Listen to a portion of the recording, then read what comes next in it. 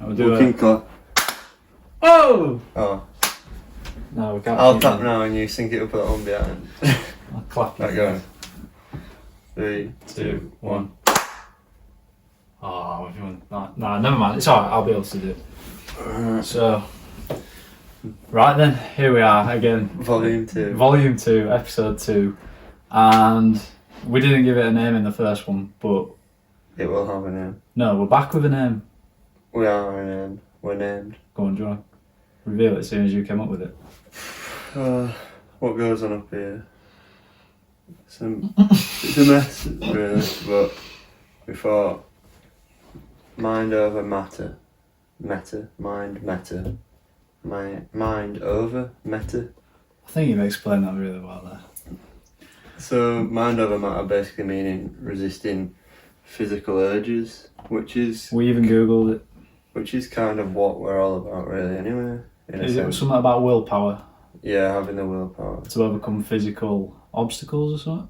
And in a way, a physical obstacle is the barrier of maybe like anxiety or not wanting to talk. And we're overcoming that by talking. Yeah. Yeah, to those people, I mean, we've probably got return views by now. Like the first podcast will have gone out by the time... Yeah, I think it's 17th of November now. It'll probably be like around Christmas when this is released, I'd say. Couple of weeks? In between. Maybe like 2 weeks from now. To say the vlog and podcast. Yeah. It'll be like that. So, yeah, and as you can see, we've invested heavily. And I borrowed like... No. This was given to us by a sponsor, this like. So shout out Charlotte Linley. Keep it out. Big sponsor of the podcast. She's a big fan.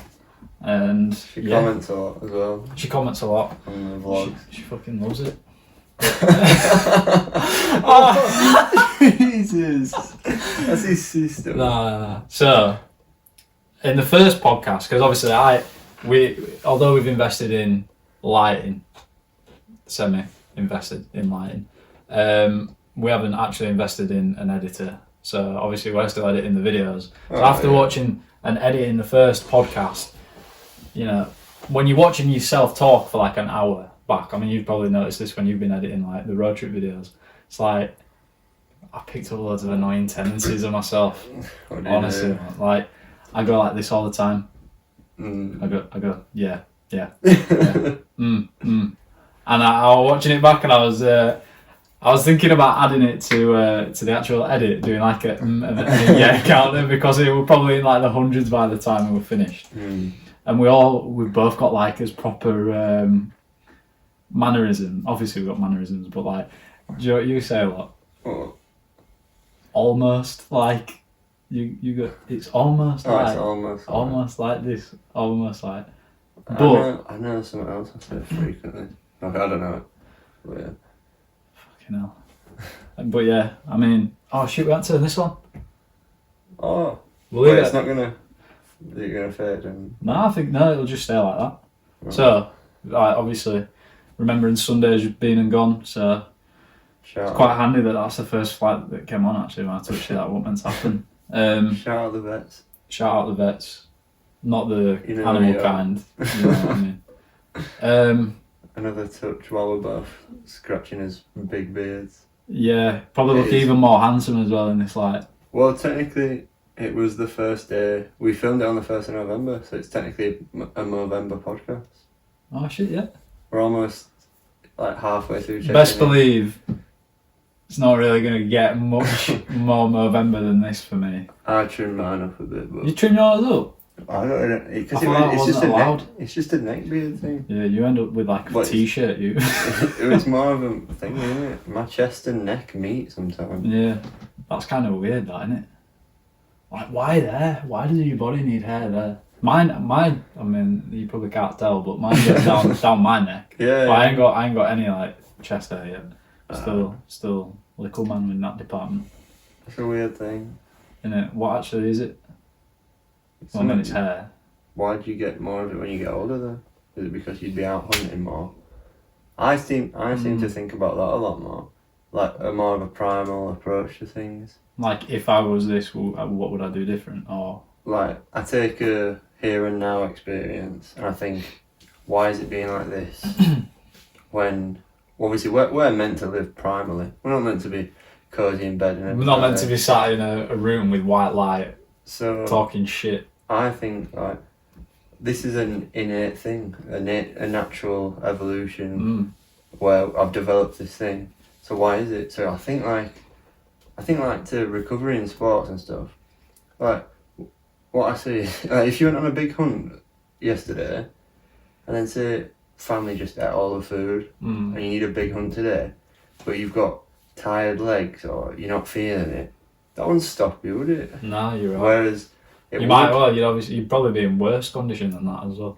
Oh yeah, and you'd push past that barrier of pain. And when you like look back, it's not really that long ago since we were.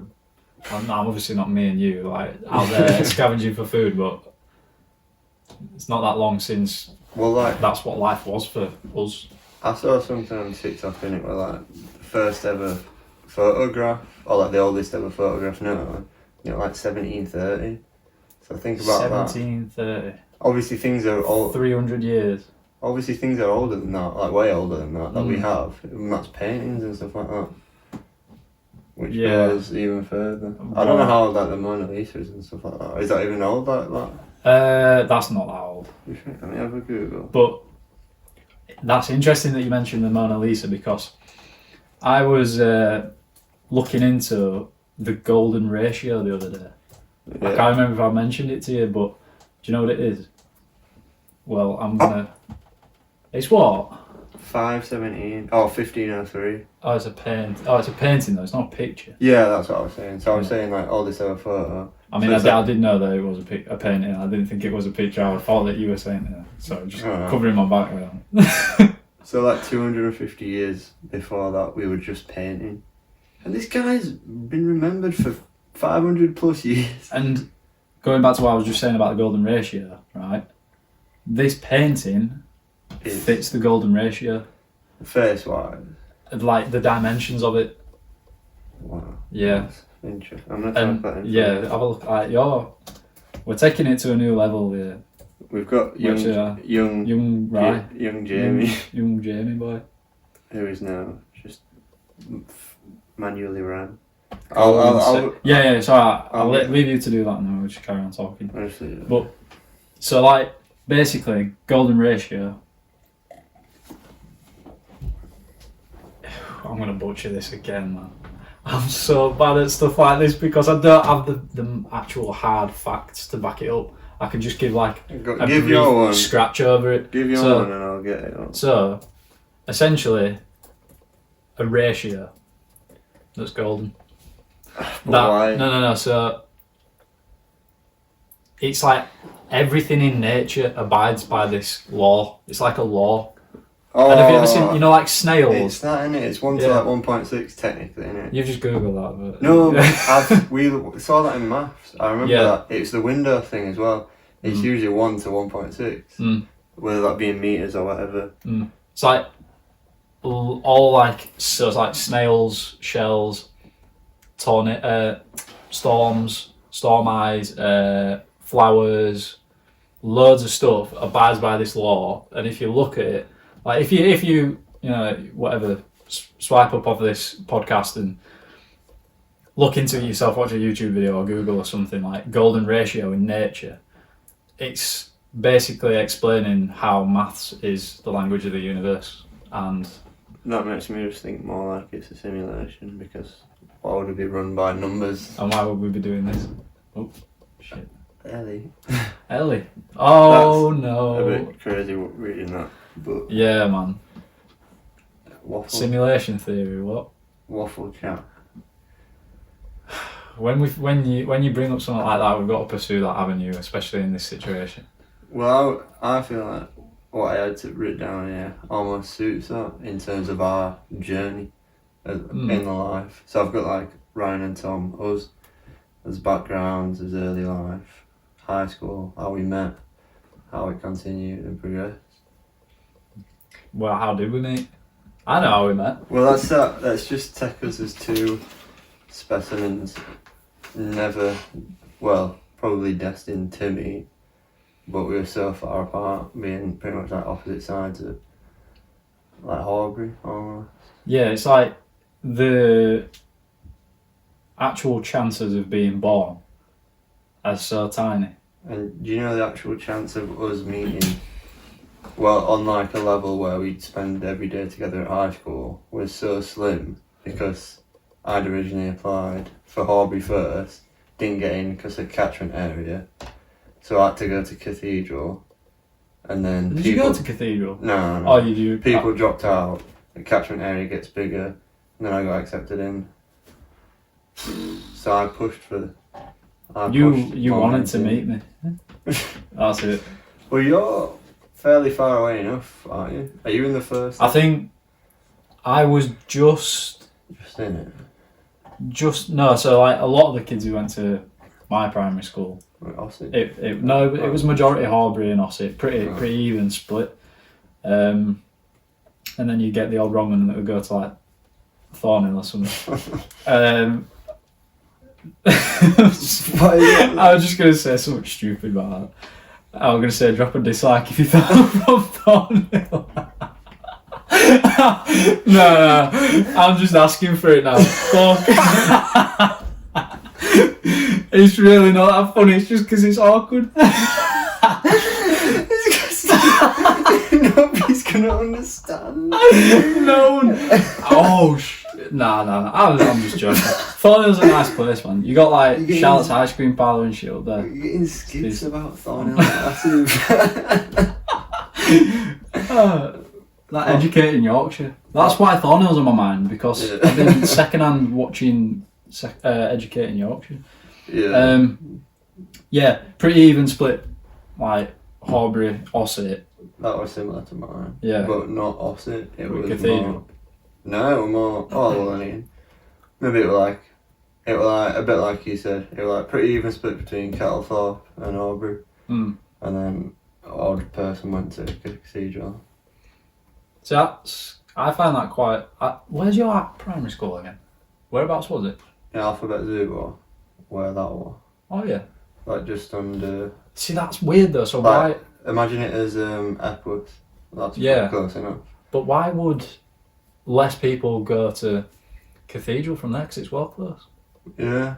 Maybe it's just a catchment area again. Strange. Well, that's his early life, really. Yeah, literally. Well, think about what's the earliest you could remember.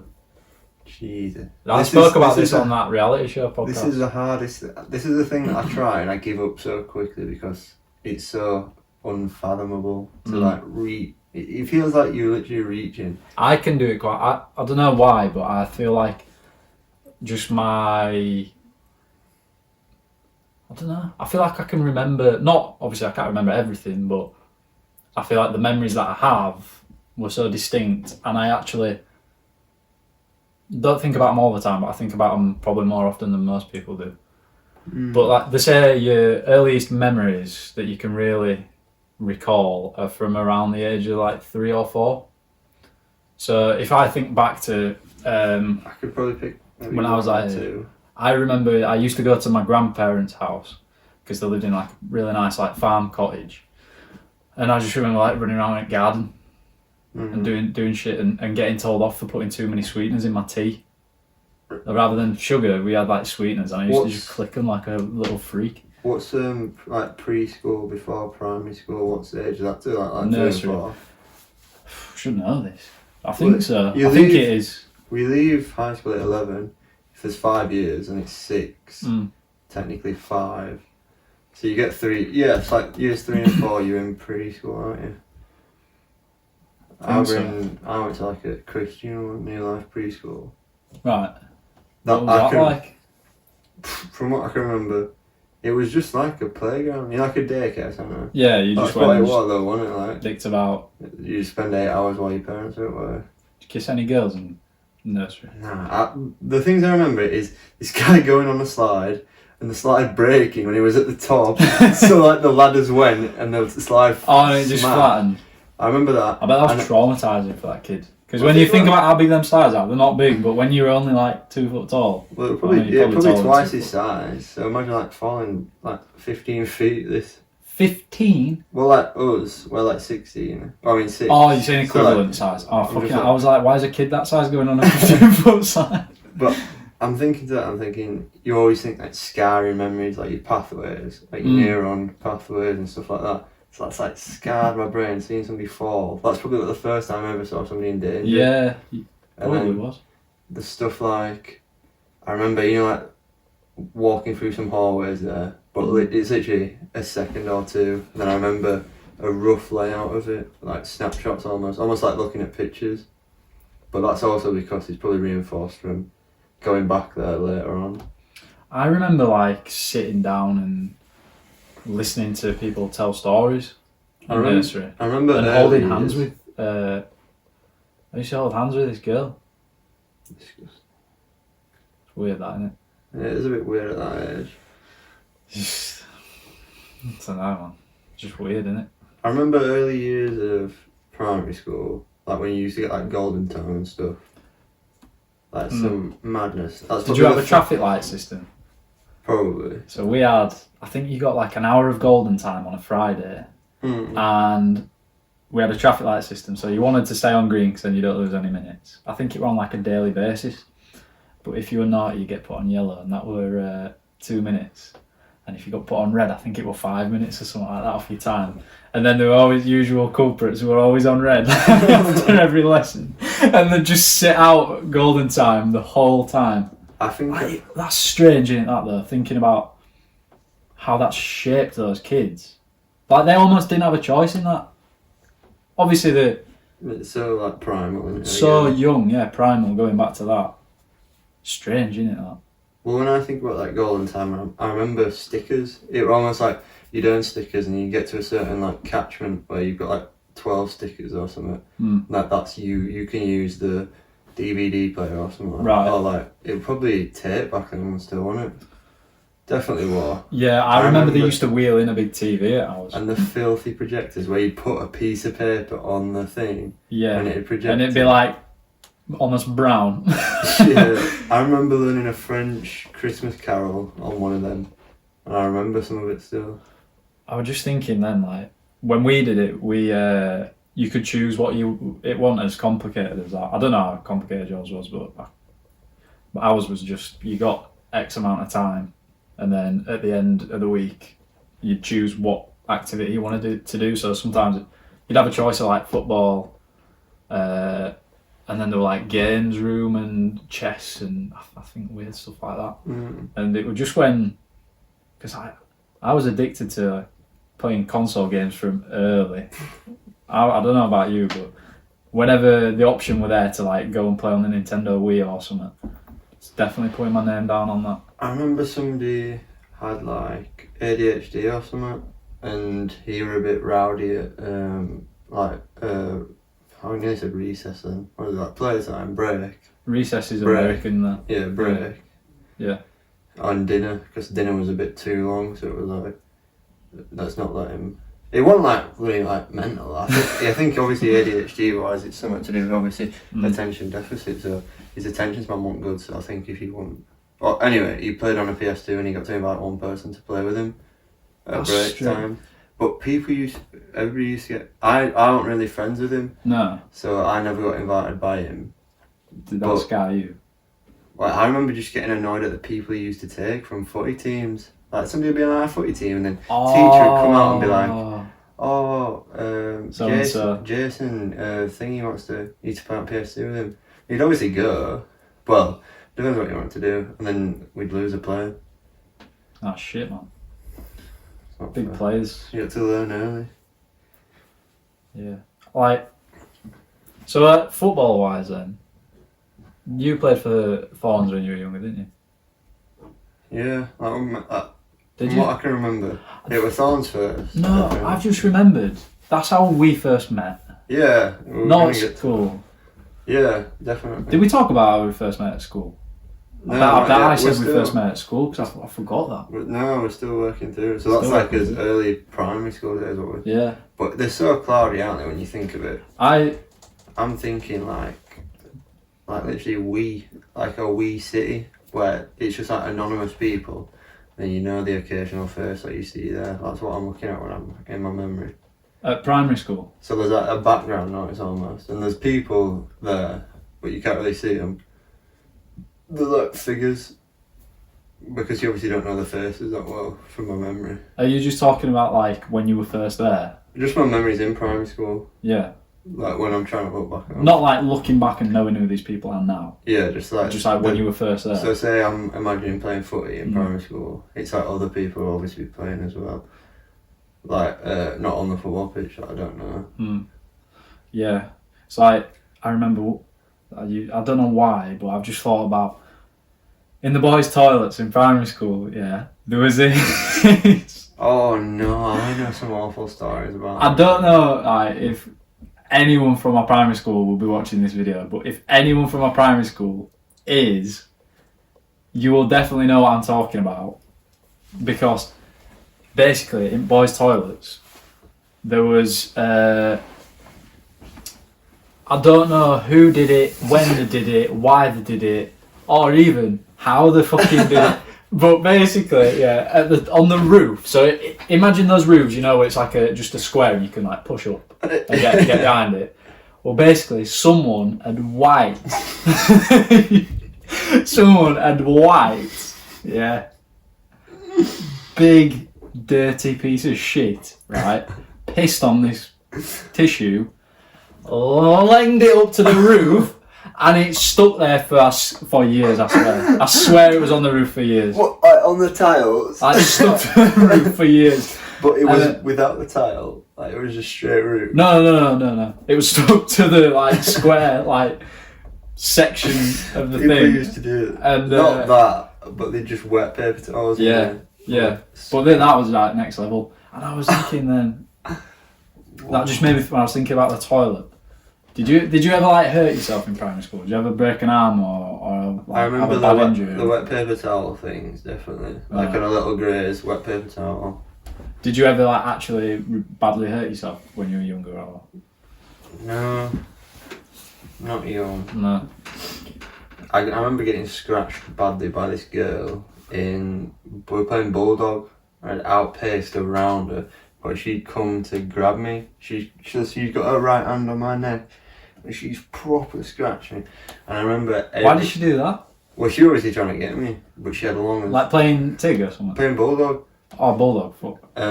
Yeah, tried grabbing me like that. Fully got like nails dug in and like like red marks. Like when it's gone past. Like a burn. Yeah, almost like a scald. Oh, Chinese burns as well. People used to do then. But it was like, who can take the worst Chinese burn at one point? Weird. But it were like certain kids who'd do it. Yeah. Like certain Romans.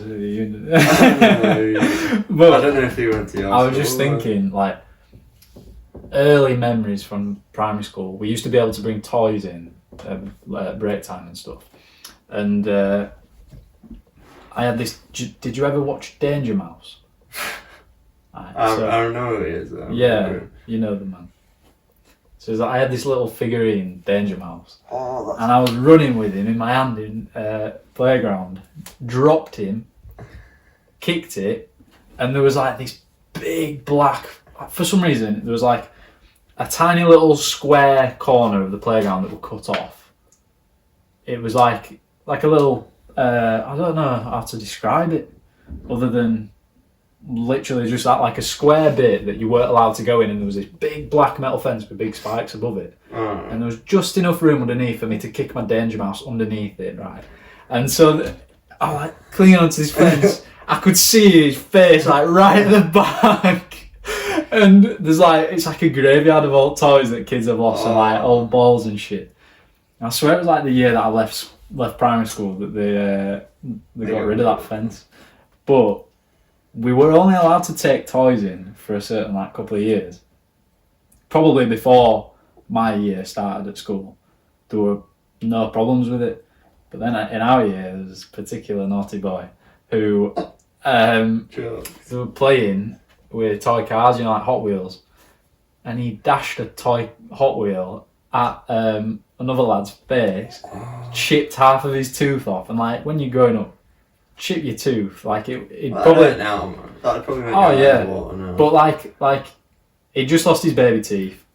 Big tooth's coming through. That's disgusting. Big tooth cut in half completely, and then from that day forward, never allowed to bring toys in again. That is disgusting. Ruined it for generations. When you mention toys, it makes me think of Go-Go's. Bing. Oh, Having about 5 lined up, and you'd obviously be like, shoot one to knock somebody over. I never played the games. I just collected them. Well, that's what started like my addiction for anything. I got like the dopamine rush in terms of Opening Go-Go's. They were a quid at the stickers. shop near me. And do you realise how expensive that is when you're like fucking 10 years old? That would be like every once a week if you're lucky. That's like lucky. A Literally. quid a week. But then there were some kids who would like, the mum would give them a $5 and they'd go and you'd be like, Oh, Mum, why don't you give me a $5 to go get Madness. Go-Go's? I just thought about that. Match We time. used to walk home because my primary school wasn't that far, and there were other people who walked home as well. Mm. We used to go to a shop on the way home called Bon Bon. I know what you mean. Well, the 50p there? I don't know. Because I remember one of my mates telling me that there were 50p Go-Go's at that. I remember thinking, we always used to go, you always used to get something a day. So you'd take like 20p, 50p or something like that. You'd get some sweets or something like that. Mm. You get it on the way home.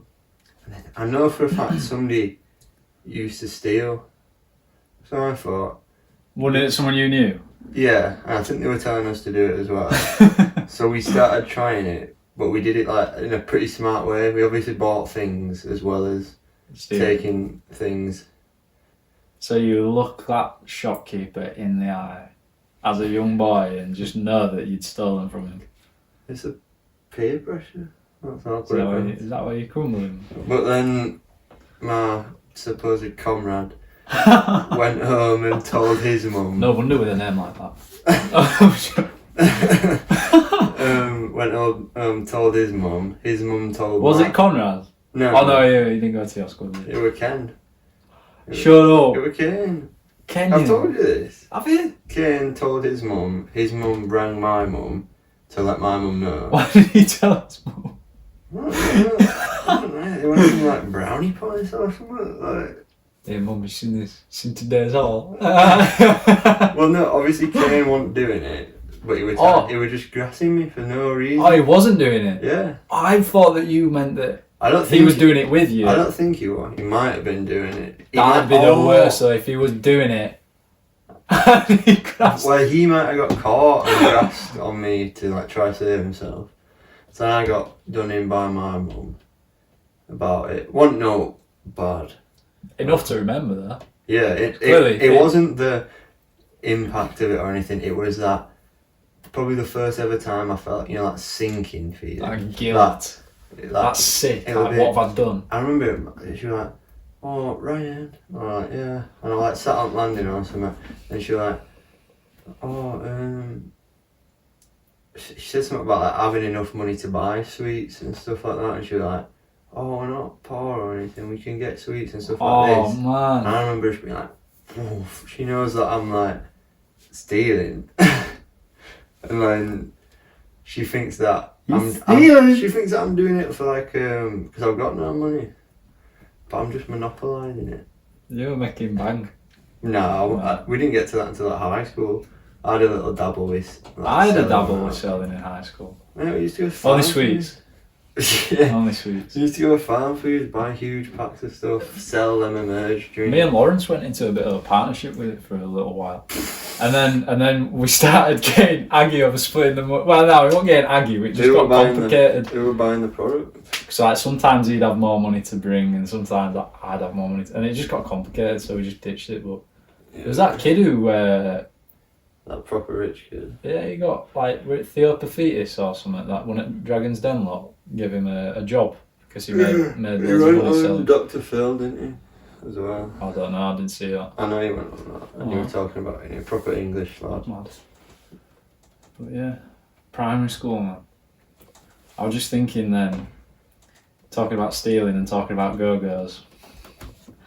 I once stole like a super rare one from one of my friends. From your friend? From my actual, like, it was like one of my best friends. Have I told you this story before? No, but that reminds me of James's story, that he used to go in at break times and go into people's drawers and steal their match attacks. And he stole one, and he had to hide it in his shoe because they went and searched his drawer and like his bags or anything. He hid it in his shoe. Sneaky man. That's so bad. Uh, He's still saying. I remember buying a match attack off eBay for like a tenner. Like, you know, like the 101, 101, like best one. Who were it, like Wayne Rooney or Ronaldo or something? Might have been Gerrard back in the day. Gerrard had one, I think, one season. Like the black ones, remember that proper... Oh, I've got some under my bed, you know, like that colour. I think they're the best. Like Carlos Tevez in that, yeah, that season. Black background, like a bit gold. And they might be the next Pokemon, you know. Yeah. I mean, it's not quite as big because Pokemon's branched out into so many other things. If there were like FIFA cards that you could buy like that, I reckon could make bank, you know. Yeah. Carry on, you bought one. Literally, got it in the post. Next day, took it. Had some crazy offer off this guy, like 10 man of the matches. You know, like when you get better. Yeah. And obviously, loads of cards seem better than just one card. And I was completing all these things, so like, yeah, do it. Mum found out. Next day, it took me to find the guy with his mum and like swapped them back because we just obviously bought it and I've just not thrown it away, but obviously traded it. Your mum didn't get the hustle though, did she? Maybe it was better for you to have those man matches. Well, it's like having Messi or Ronaldo and then swapping them for like,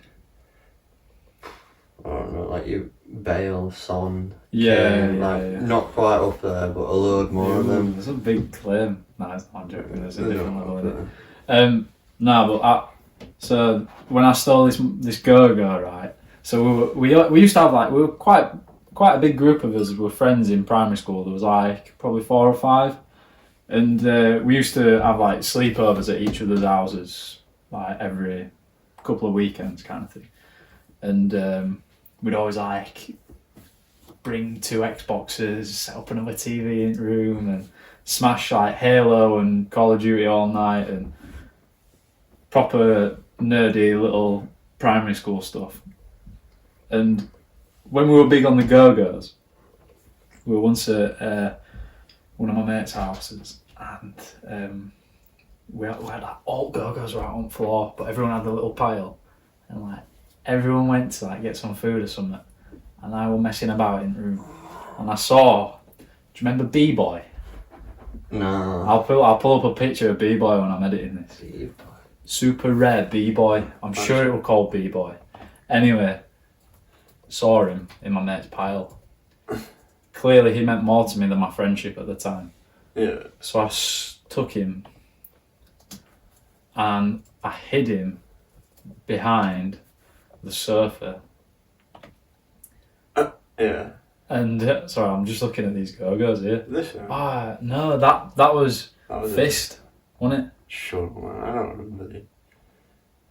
That Go-Go's Crazy Bones. That's what that one. Oh, that one. Yeah. I know. Anyway, I know why you were big boy, wasn't you? So you smash everybody out. Exactly. So hid him behind the corner of the sofa. You know, like the leg of the sofa. Yeah. Hid him behind there.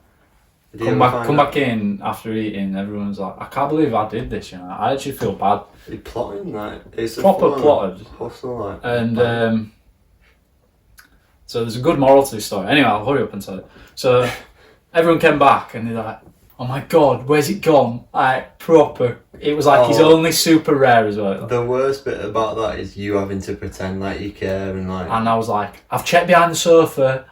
I swear. Obvious. I was the one who had to say I checked behind the sofa. Anyway. Because if anybody else. So I took him home. Obviously, whenever we went to their houses again, I couldn't be like, I packed him. Couldn't do that because it had like a certain scratch on it that he'd recognise. So I couldn't even like make the most of it. And then I think for his birthday, I gave him it back and said that I packed it and that can you believe it? That's so bad, but yeah, it's a life-changing moment, and I learned from it. So I've done some of that. I can't remember what it is, but you know, you just sneak something on the sly. You look so sus when you said that. When you just sneak something on the slide. We need a mirror behind me, so you know what it feels like when I'm looking at myself in that mirror behind you. It's weird. Should take it down next time we do it. But I don't know, it might mess it up. Carry on. But anyway, that's what led us to high school. And High school. in between this period is when we started playing football and we met each other first time really. Yeah. Not like crazy, we just knew Nah. of each other. Well, I used to play for a team called Netherton for a long time. We got battered like All the time. every game it was like 8, 9, 10-0. The odd game we'd like win maybe 2-1 or something, and it'd be a massive celebration. But it was just like, they were like my character building years, you know, to put me in my place. And then one season, we got a couple of decent players. Tim and Ryan started playing for us. And we won pretty much every game apart from one, and the team that we lost to won the league. And then we went into 11-a-side, ran out of players, folded, at which point I joined Fawns, at which point I met you. That makes me think, I remember, I played probably rugby before. I know I went football and stayed football pretty much. So I'm trying to think, I probably went football and rugby at the similar times. Went more rugby because my primary school had a lot of rugby players like Brad, Keane, stuff like that. A lot of rugby players. And like, if you were good at football, you're probably good at rugby just because you were fast.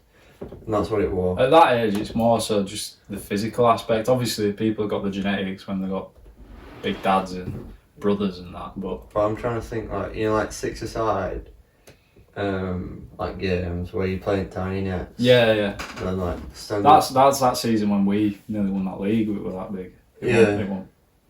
We were like under 7s or under 8s or something. So it was like that transition, and that's where we met. And then we obviously went to high school. Yeah. Where it was like being dropped in the biggest pond ever, wasn't it? Like, It's strange, man. Do that, you remember your first day? I remember early years. Yeah. I definitely remember early years, but first day, nah. I remember getting a picture taken. You know, like standard, always in his uniform, take a picture. Oh, I remember my sorry. first day getting the picture taken as well, because there were like we were saying earlier, there were a few that went from my primary school, and there were a few of us who used to get bus from the same place every day. So my mum was like, "Oh, so I'll get a picture." So, did you always walk to school then, even from then? Nah, I pretty much never walked to school. Oh, actually, I'd always walk home. that was it. I'd always get a lift. Mum would always It give you a lift. kind of on the way to where they work, so it was pretty lucky enough. I'm just laughing thinking about like when you used to go give Matty B a load of stick, like being late to get in car and Well, stuff. that wasn't me, because I was never part of their crew like that. I thought you were. I thought Nah, you they used to were give like- him a lift. They were like the mountain crew, James, Connor, Ali, Matty. So it'd always be at Connor and James's because they're across the road from each other, and then either Matty would drive, Ali would always get dropped off, or drive through and pick them all up. Ah. So it was like that sort of thing. But like, surely, like towards end, you were giving Matty lifts.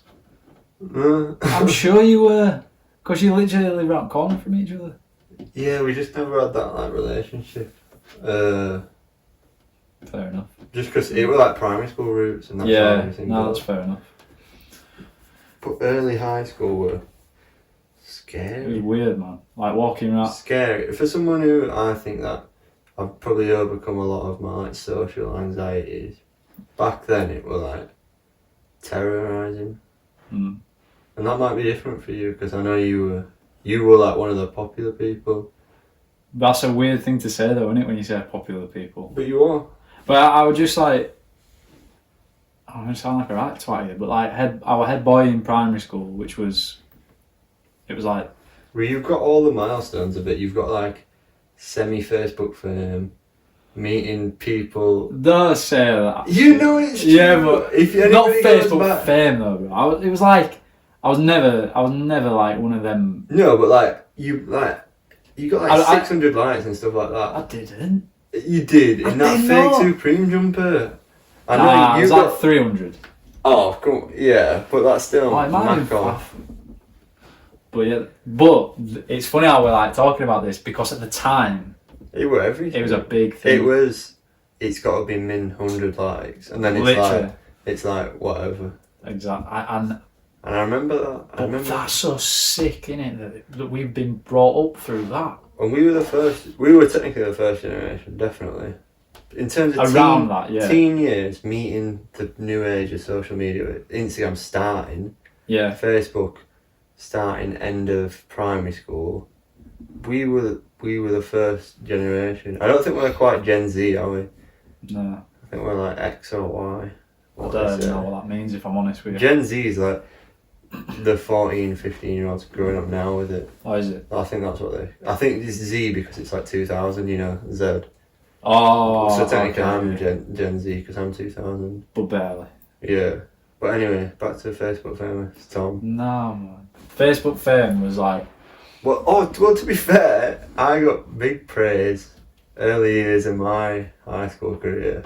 Everyone loved you because you were bare cute and you just had like... From year above. You just had like this golden red hair and a nice chubby little face. What a weird thing, though. But you were like I mean, everyone's a baby when they're in year 7, but you were like an actual big baby. Like a big baby. Because you were a bit chubbier then as well. Oh yeah. Well, think back then, it was scary as well. Like I talk about it being scary because when it comes to mine, stuff like that was scary. Really? For me, yeah. Like I had to walk. It seems stupid. I had to walk from being dropped off all the way like down the steps past the canteen where everybody could watch you. And you think about all the stuff we've said. We used to give people the worst stick. And then you'd walk in, and then you'd walk through the atrium. You'd pass more people going into the canteen. You'd pass tables at the canteen. So this is like me showing. And it's just getting judged for all that time as well. In your head, that's me in my head. And we wonder why people sink into the phones to escape it. It's crazy, you know? But realistically, it's more of a mental thing, isn't it? Well, there is judging going on, but technically it shouldn't matter because it's not being said to you. But it doesn't matter if it's being said to you if you're thinking that they're saying it. Because you might, mind over matter. Mind over matter. You can convince yourself of anything. Yeah. What I'm basically trying to say is though, like... I'm just thinking about when every morning when Wolfie used to walk down and he'd just be like walking down laughing, you know. So funny. Yeah, well, what I'm basically trying to say is like, it was weird going from... Well, it's not even like I went from it, because if anything, it were a bad fall off for me. Because I went from being like quiet, not talking to anybody, to like... What, in primary school? Yeah, and like start of high school, to then like this big thing being made about me. And I was like, well, what the fuck? I've not even done all. If I'd done that, that's what we were... Because it was more appearance-based of me looking like a baby back then. It was very, like, detrimental to me worrying about my appearance even more than I already was. Strange. So you go from, like, nothing to being uplifted for your appearance, which is technically a negative appearance because it's being overweight and a baby face, to then... Wow. I remember it just dropped off, and that left me like being like, oh shit, I've done something here. And I remember being like scarred from that, and then like... See, like, in that sense, obviously we were in, like you've already said, we were in different positions. Whereas, like, I didn't help myself because, you know, like we were saying about it being it felt like likes were everything. Like literally, and being obsessed with, why is he getting more than me? What can I do to, like, subconsciously programmed to think, how can I get more? And obviously to try and get more, you'd obviously, I know I'd try like different things, see what would work. See, someone might have like a flexing the bicep in a picture and they get like 200 likes, like fuck it, put a vest on, worst thing I ever did, got like memes made out of me, like literally, fucking Dobby. I've got them on my Facebook, I swear, I made them. You fucking what? I made the Dobby meme about you. Nah. Back then. But I swear some other guy put it on. Maybe. Maybe that's why I hated you for a short time. You hated me? Nah, I didn't hate you. I used to get wound up with you in like, you know, before we got close with like Aaron. So we're talking like year 8, aren't we? Yeah. Year 7, year 8. Yeah. I swear you were in my PE. And I used to get pissed off sometimes when you, because you were proper like, Obviously being overweight. like just being, no, but being you. Oh, I was tall. And being like, aggressive, like sport when you're playing competitive, yeah, and then say like if you did something good, like particularly Wolfie, someone would go mental and be like, and I'd be like, what the fuck's I know, because I know that even though if I'd struggle with something like, you know, socially, I knew as soon as he stepped onto that pitch, whether it's rounders, anything, everybody has an equal opportunity to prove himself here. And it's only the standards that are set outside of that cage or field or whatever that makes everything inside it elevated. It's like me doing something good because I'm a quiet person, don't really do much. People think of a way of me. That's so good. And then when you break that boundary, it's like, whoa. Whereas it technically is the opposite for you because you're so high on the social hierarchy. When you do something good, it's expected because he's the master of the social circles and he's Facebook famous. No, stop that, because I no, but it's good to talk about it because clearly I've got a problem with it. Yeah. Like I don't know why. When I think back to that period of my life, I've got a negative. It makes me happy because I'm like, you don't like being competitive. You don't like, because I'm seeing it from my point of view back then is me being somewhat lower than you on a social standard. Yeah. I've leveled this playing field because I'm going to give everything I can to try win. Yeah. To try get on your level and better than you, so that when I come out of this, I can be like, you know what I'll do on that football pitch, or you know what I'll do in rounders. And that makes me think of like, when people, you know, like they say that cliche of rounders, when you go up for batting in rounders, and bowler goes, everybody step back. Literally, yeah. And everybody's like, yeah. Know this guy. I remember that being one of the first ones where that's so weird. I like manifested something almost with the rounders. So like bowler would be like, get back everybody, and I'd be like, yeah, get back. And you crack one like far, and you'd be like, just absolutely bezzing it. I used to love I used to love rounders at school. I don't know, I just always seemed to. It's a weird one, isn't it? Is there a professional thing? Is it a professional sport? Rounders. Probably. I mean, it's enough like... It's like baseball, isn't it? With one hand. Yeah. Yeah, it is. I was just thinking then about to a sport to compare rounders to say like, if this is a sport, then rounders must be a sport, but then I thought I'd better keep my mouth shut just in case. Yeah, like or that. pool. Or pool. No, I was just thinking then about softball. Do you remember when we played softball? That were weird. I remember, for some reason, I've just got this moment in my mind when we were playing softball. I probably hit the furthest shot of the whole PE session. And I just remember connecting with the thing right on the end of the bat with this big long bat, proper fat spongy ball, cracking it so far and just thinking, wow. I don't know. That for some reason that's just stuck with me. But listening, going over like the Facebook thing, you know, talk like you were saying about that, me being higher than you in that social ladder. I didn't make that ladder. It felt like I just put my foot on it, and then it took me away. But equally, without creating the ladder and you being almost like top, you're like, oh, I don't want to be up here, whatever. Think about like if I was lower, so then I'm like, well, why do I deserve to be lower? It forms itself with unfair circumstances. And this goes back to the first podcast when we were talking about the lobsters, the hierarchy. Let's try to think about something like, I don't know, I don't think I want one of them people that I'd search for something, you know, like to get like famous or like appreciated more. I just leave it. I just be like, I'm happy here anyway. Are you talking like now? Like you're not looking? No, like back in high school. Oh, back in high school. I think I had good enough mates that were high enough up there, so I can almost just cling on to them and be like, yeah, I'm with these. Yeah. We had such a... It's weird, isn't it, when you're in high school and people are saying, like adults are saying to you, oh, these are your best days and all that stuff. Yeah. I mean, I don't want to say that they were my best days because, I mean, look at what we're doing now. Just in like, I know it's shit circumstances at the minute, but in terms of where we're actually at in terms of life, we're fucking smashing it, in my opinion. Yeah. But there's obviously I can see why people say they're the best time. That's the best time in your life, because you look back and it is just that thing. Like, because you're so young, you're so naive.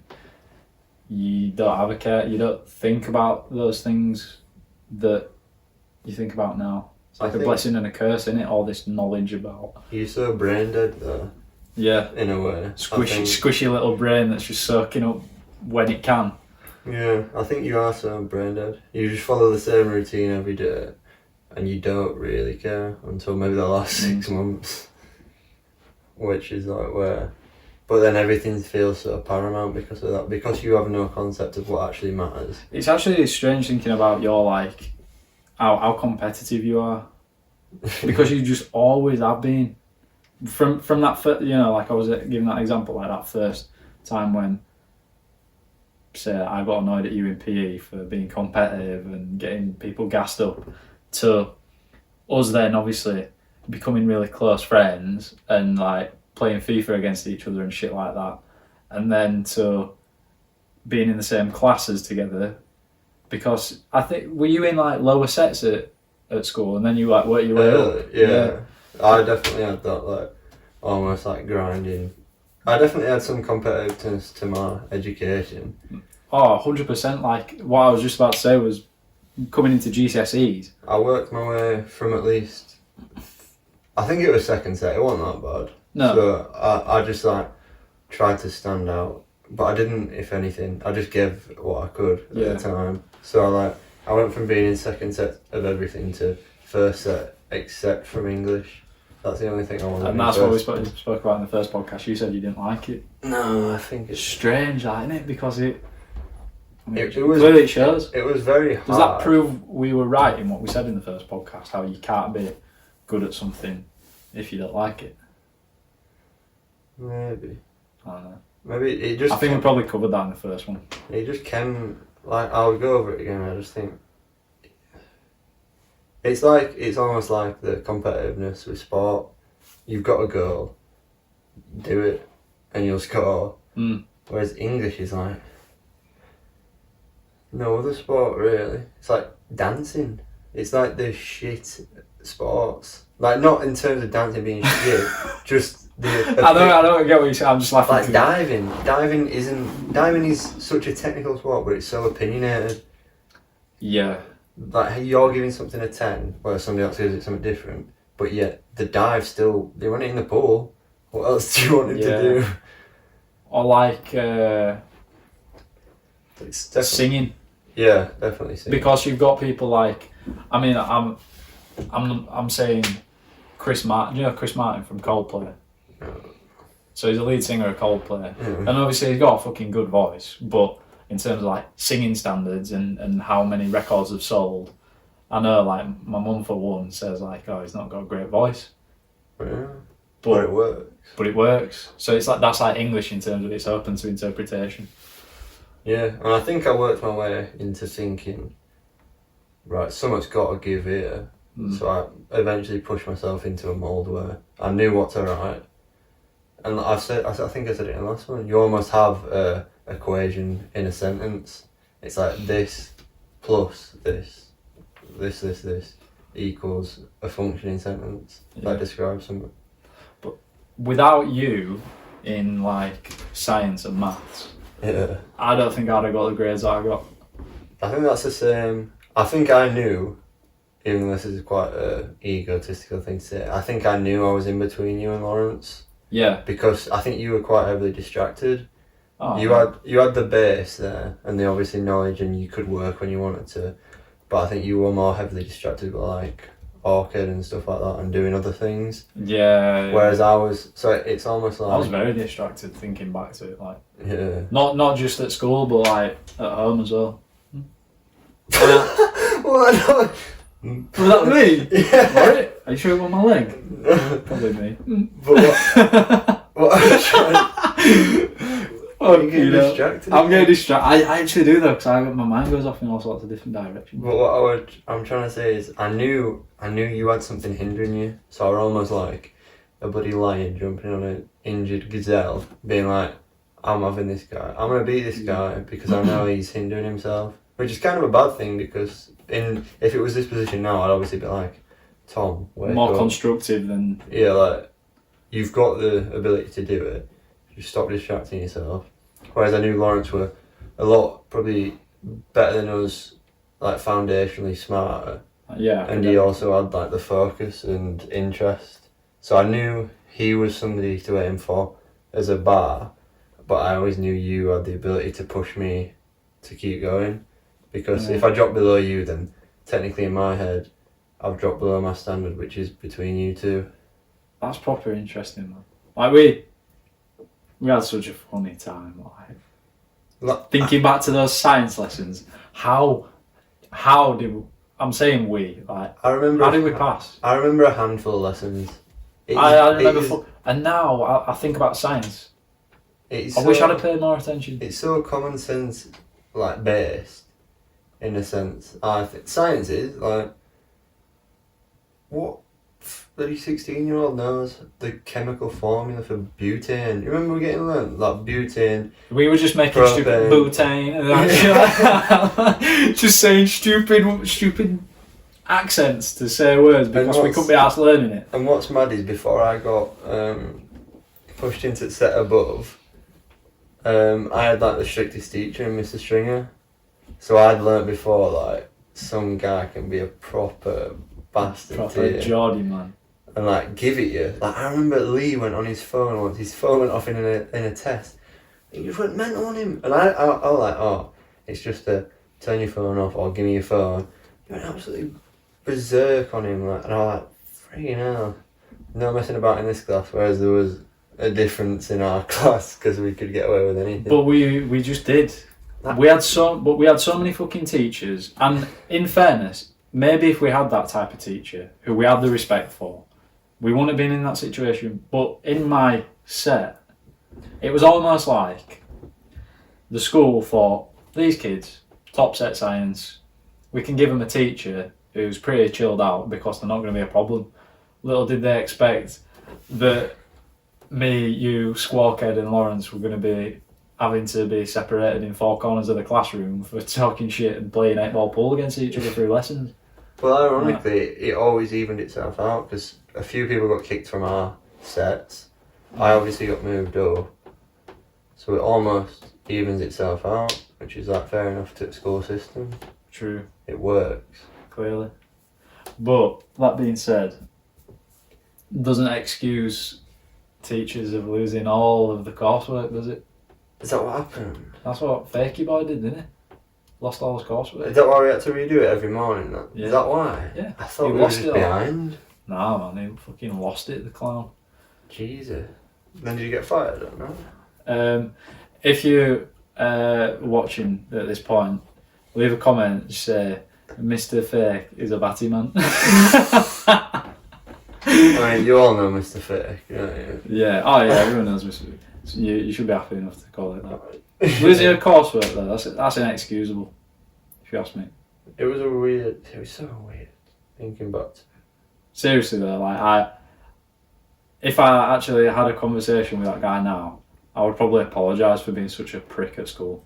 Yeah. Not a prick, but like just in that particular lesson, I knew I was like, oh fuck, I've got science now. We used to we've seen Miss Field when she took over our class. We've seen her before when we were about this age. Like I remember maybe a year ago, a few months ago, something like that. No, but when we were doing the photo shoot, she was on a run. Oh, that was so weird because we were awful to her. Well, not like personally, but we were just rude, like talking a lot.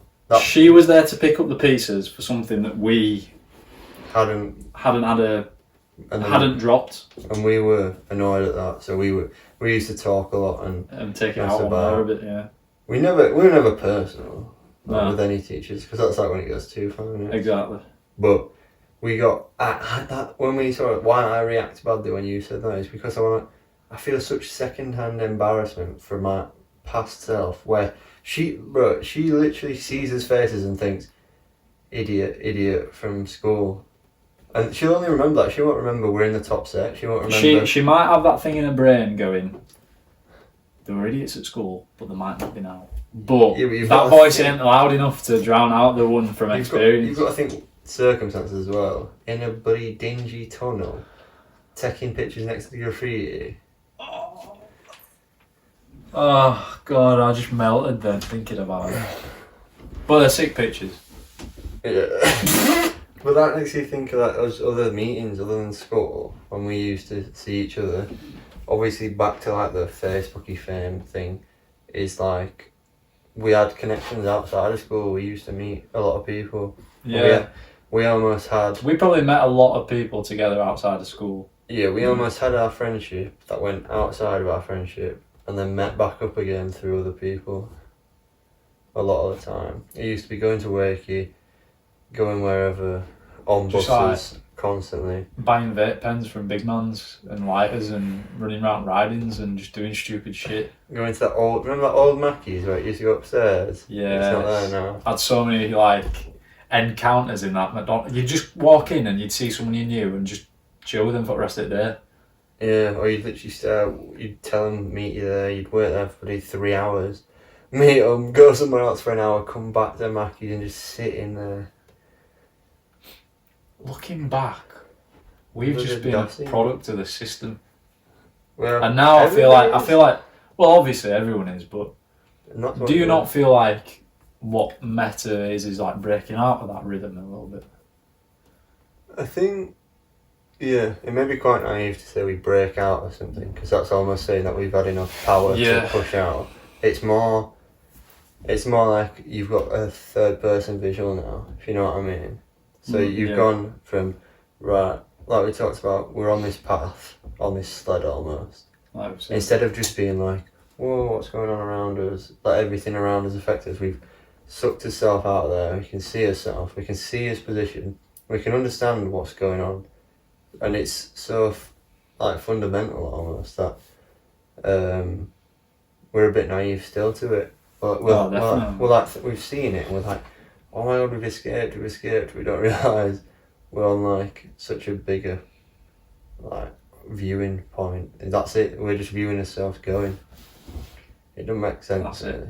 Like, I forever have to. I mean, it's become like more of a routine part of my thought process with all this, like keeping humble. And when you say humble, it's like, oh, what have you got to be humble about? But we talk a big game, really, don't we? But I have to remind myself, like, you know what I mean? This is just the beginning. Maybe I will never rule out the possibility that I'll look back and think, what was I doing? Because I don't know yet. All I know is that right now, I feel like what we're doing is the right thing, which is why we're still doing it. And if we weren't doing it, we wouldn't be having this conversation, which is expanding, innit? Just learning about each other, refreshing our minds of things from before. Maybe people may consider them useless, but to us, that's life. Like, it's our life. I think it's so much better to be more conscious as well. Like breaking out of the unconscious mind almost. And just realising. Because I know, like I was saying, it just stops you from reacting a lot of the time. Is that what you learn from Thinking Fast and Slow? In a sense. That book, I'd love to read that book again. I probably should because of how much it's changed since then. I need to read it. Because it is a bit crazy. And it's weird how I recognise that. Just from hearing you say it, even though I hadn't read the book. I thought... It probably was, I can't remember. He just talked about the brain itself working. Right. But anyway, we'll get off that just because I could talk ages about that. Yeah, that's a topic for another day. What else have you got written down on there? Because we've got such a long... I've got like other school, other than school meetings, so like I was trying to say there. Alright. Like I was meeting outside of school. which then almost develops to where we got to see each other every day because we got in the same, what were it? X and Y, wasn't it? What were they bands? X band. Yeah, it was essentially like a cohort at school. So like the school got halved. We was an X. Like timetables and shit. Were we X? I think we were Y in the end. No. I was X at first, and I'm sure we ended up being Y. I think I stayed as X, and we all stayed as X. But yeah, so we stayed, and we got. I definitely remember being Y in year 9. That's all I can say. Right. So we got to. So we've gone from almost just knowing each other, being a bit friendly. Like, I still don't think I knew you back then. Until like year 10, where we got to spend a lot more time with each other. Who brought you in? Me? Was it me? So right, so I'm thinking of it like this. You've got James, Matty B, Connor, Ali, the Mount. Then you've got me, Kane, Wolfie, Methodist. So then there was probably like me, Sam. So Sam's definitely kicking and me, about. Sam and Wolfie were in the same form, so it was... I'd say Wolfie brought you in. Wolfie, yeah. And then you brought Lawrence in, didn't you? Pretty much. Because of it, we just got chatting when we were in the same 9Y English. That's when me and Lawrence were... Yeah, so back might have been year 8, actually. Because I remember him showing me, like... Oh, Nah, it's not that deep at all. I just remember him showing... What could it be? What could it be? I don't know what it could be. I'm just trying to think of something it could be. Nah, I just remember him showing me like pictures of just like we used to sit next to each other in English and he'd show me pictures of stuff. So rude ladies. Nah, maybe not. It definitely was. Oh my god. It's not. It's so weird when you think about how young we were, isn't it? Oh my god. No, but then, so then 2 years definitely built up that foundation for our relationship, and then it was playing footy, and then I switched last year, didn't I? To Ossett, and I play with you. Was that in the last year? Yeah.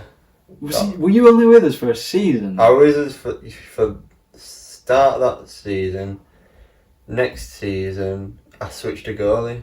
I went from switched to goalie, 2 seasons as goalie, so 3 seasons altogether. So we stopped at under 17s, and then we're on as own. What a shame. Yeah. What the end of a dynasty, wasn't it? That. But yeah, well, that leads me to the sleepover thing. Like, we used to spend every weekend with each other because of footy. It'd be like, yeah, we've got footy. We'll sleep at each other.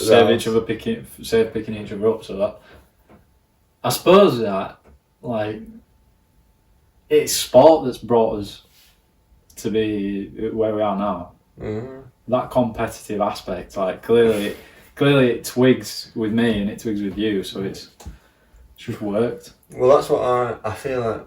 And still to this day, man. I feel like we haven't shown his personalities enough. Like, we probably seem on like a level playing field in terms of we do what we want, we've got the same interests and everything like that. Whereas I feel like footy, when we get as footy team, that'll bring us out and you'll see like who wants it. I just got goosebumps then because I was thinking, I was captain when I was at Netherton, I was captain when I was at Thorns, and it was when I moved to Albion that I kind of went down in the ranks just because the quality of the other teams was nowhere near the quality of Albion, and then somehow I managed to be a mainstay in Albion team, and then like got really shit because of my fitness. Then when Albion folded, being a sub pretty much for like a year, having like a year out, maybe 2, and I'm now just getting back into the swing of things in my fitness and the football and just getting better. I know when we start this, there's gonna be you're gonna see a side of me, and I'm gonna see a side of you that we've never seen of each other before. And I know, like, because I know that I'm gonna see that, I'm anticipating it. and I've got I kind of got an idea of what it's going to be like seeing you like that, but I don't know what it's going to look like for me. And it's strange to think about it because, oh man, I'm so excited, and that's the fire in me that's got, like, it's such a priority. I can't wait. That's what I'm happy to hear, that, I'd say, because especially starting a club, so I'll put it like this, back playing football, it used to be me at centre back because I was the tallest, the biggest, and like I just fit centre back well, and I did my job and whatever. So then I used to start all the time just because my physical attributes were to a high enough standard that it'd help, like, a lot. So then you have your pressure of starting every week, so you're a value to the team. So I was beginning to start understanding my value to the team and what I bring and what I need to bring. So then when it comes to, obviously, Albion, Reece drops out, they need a keeper. And how do you go from centre back to being a keeper? So then I think I'm happy with, but this definitely didn't go consciously. It was definitely an unconscious thing. It like sprouted out of nowhere. I remember first training session back from Reece dropping out, I brought some gloves, just anticipating another keeper to come, but they didn't. So I was like, I'll go in net. And then somebody was like, oh, you're fit net for season. So I was like, this team needs a keeper for the season. I'll go in net for the season. See, that's such a, I'm going to say noble, because I'm struggling for words, but it suits. That's such a noble thing to do, because realistically, I don't know, I mean, tell me if I'm wrong, you'd prefer to play outfield, or would you these days? At that point, maybe you'd have preferred to play outfield, and you decided to sacrifice that for the team. So I'll say something selfish here by saying I knew I wanted the pressure of being so valuable to a team as a goalkeeper is. Obviously it's a mistake, it's a goal. So I knew I wanted that pressure because I wanted to be valued a lot higher than I was. So instead of going from a starting centre back, not a captain, next to a captain, next to somebody who thinks is so good that can play up front, like Harry Clark playing anywhere. So you go from somebody who loves, so who's secondary, to somebody who's so vital to a team and so good at football, to like, so you think this guy's good at football, I want to prove to you that I'm good at football, so I'm going to put myself in the most dangerous position on the pitch. You're at the most risk physically and mentally, I think, as a goalkeeper. Well, consequentially, it's probably why so many big captains over the years have been goalkeepers, for that reason. Yeah, well, so consequence-wise, it's definitely the most like dire consequences. Oh yeah, of course. So when I was saying selfishly, because I was like, yeah, give me the high risk, high reward, because I want that high reward. And when I think back to high rewards, I remember that penalty shootout game when we won. How good that felt. As selfish as it is, I feel like I won that on some aspect, as well as everybody else winning. You fucking did. But that's what I mean. I know what you're saying, because you can't claim it for yourself because it's a team effort, but I wanted that opportunity. You were in a team effort, in a team game, there are deciding factors, and on that day you were that. And I think back to the penalty takers. I remember Jamie Kemp being, me and Jamie Kemp, last ones to take pens. Because Jamie did not want to take and a penalty. Jamie went to me, take this pen, and I went, no, I'm taking the last one. So I give it to him, I went, no, I'm taking the last one. And then he scored, I saved theirs, and then it was my turn, and I scored. You saved their keepers, didn't you? Yeah. I will never ever forget that moment when you saved that goalkeeper's penalty. That feeling, man. That feeling of when you got it and you kept the ball that you just saved. There was no fucking way in hell that you were missing that penalty. You slammed that ball down on the spot, and I thought, don't matter where he hits this, don't matter where the keeper dives, this is going in. And when I think back to them moments, that's what I mean by being selfish. I was like, yeah, I'll take this team. I'll get into the... You'll take that weight on your shoulders. I'll take the deepest water, the deepest swim, and I'll win this because I want to prove my value to the team. So I'm trying to show, like, I'm selfish in a competitive way, but I'm trying to somehow talk myself out of being not selfish and, like, being for the team. But what I'm trying... But that's meta. That's meta. You've got to have the balance. So it came from you saying you're hungry and you want to fight for it. So what I'm basically saying is, I've got all this past experience. I've got what I take to the field every Saturday.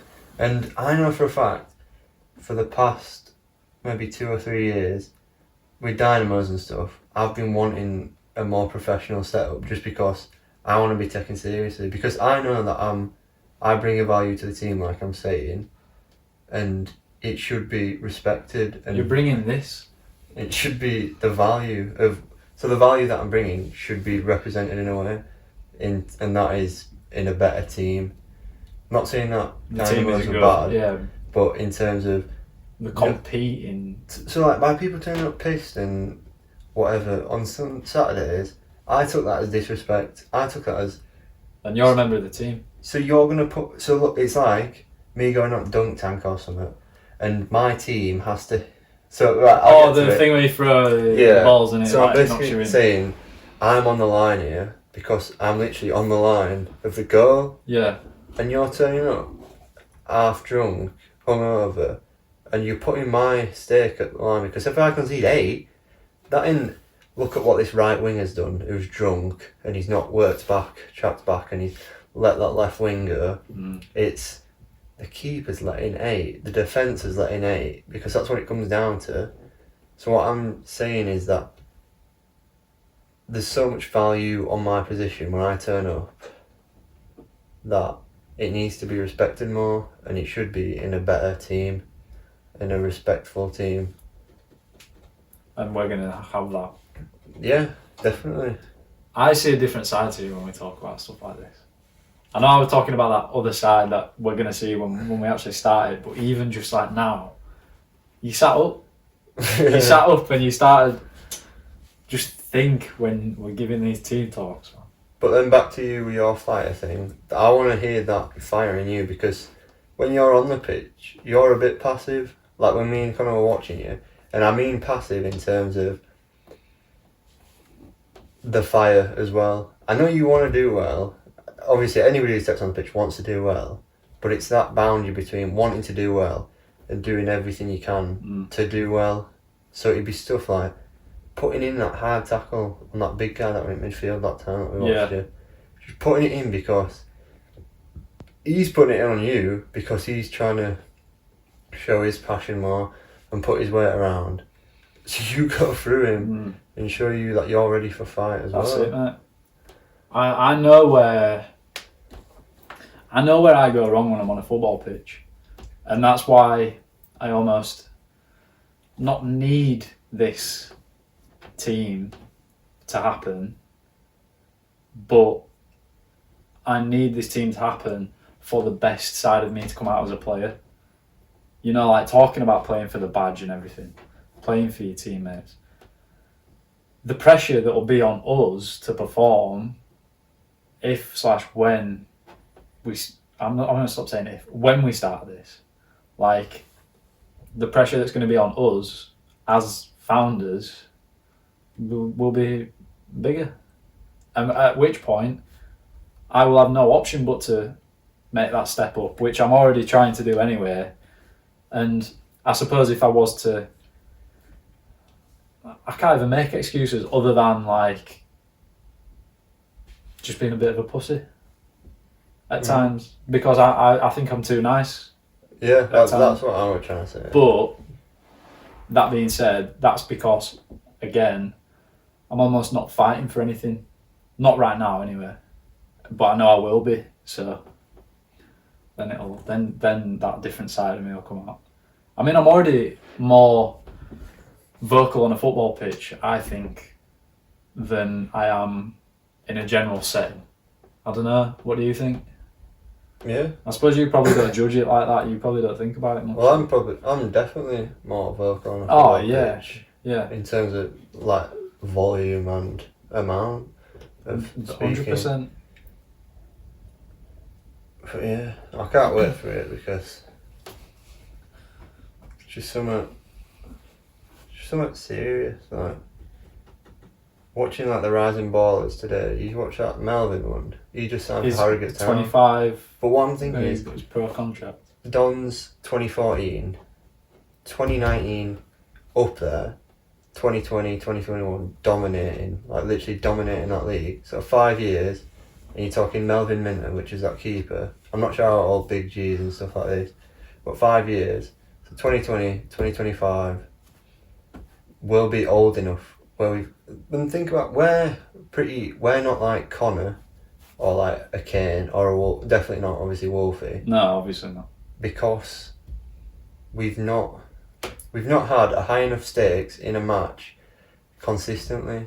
So like where Connor's playing for like Nostell, County, stuff like that, and like even Ali's got his technical ability and everything like that from playing high stakes games. Oh yeah, definitely. Which rises the levels up. Well, we've been playing Sunday League where it don't really matter. We train the day before for some weird reason, and then we barely win sometimes, and there's not real structure. That's why we didn't win anything as a team. It was nothing to do with the ability, it was just the and that's why we're fight. We're at the standard we are today.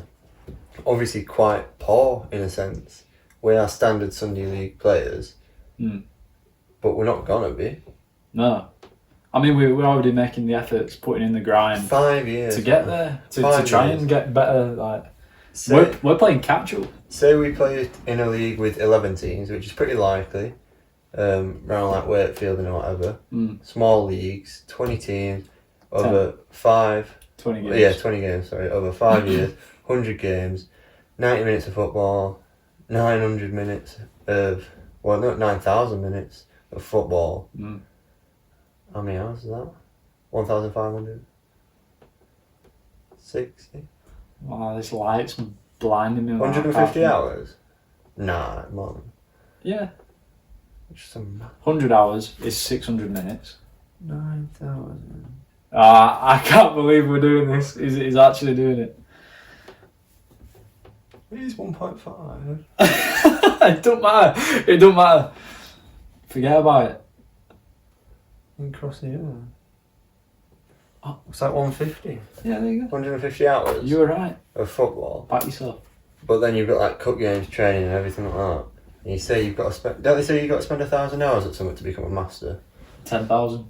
10,000? Yeah. That's like a sensei or something like that. No, right. What I'm saying is, we'll have so much experience to the point where we've recruited players, made foundations for a good football club, set our standards as we're gonna be going for everything. We're gonna carry it out properly, and we're gonna win stuff year on year. There ain't gonna be no dry years. And I've never won a cup. No, the closest thing. Nothing. I've got like man of the match, participation medals, runners up trophies, but never a big thing. I need that. One from, and that's I think participation in a gala. Oh, that Albion gala. Maybe. I think you won. No, it wasn't that one. We won a it gala, was like didn't we? young times. Oh, right. But I haven't won out recently. No. We've never been in a final, to be fair, which is good. We were in one. What? We were in one final. Do you remember when pitcher were full of dandelions? Oh, yeah. I think that were against Mexborough. It was them awful. It was pinfall, wasn't it? Oh, pinfall, yeah. Them awful. But yeah, so what I'm saying is like, we've barely been in finals. We won't lose when we have this mentality. And thinking back to them ones, it's just like...